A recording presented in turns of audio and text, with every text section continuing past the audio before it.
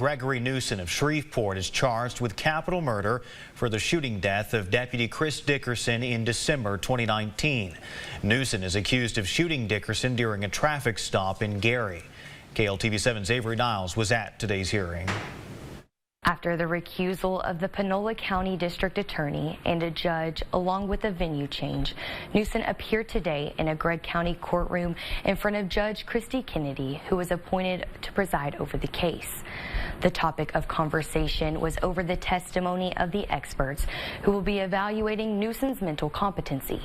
The defense argues that if their expert testifies, it would give the state a heads up on how they plan on trying the case.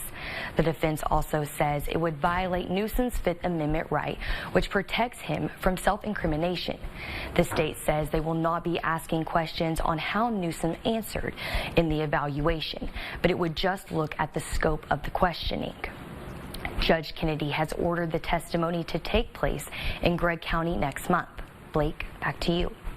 And the state is seeking the death penalty in this case. If the experts deem Newsom is mentally incompetent, the death penalty would be taken off the table.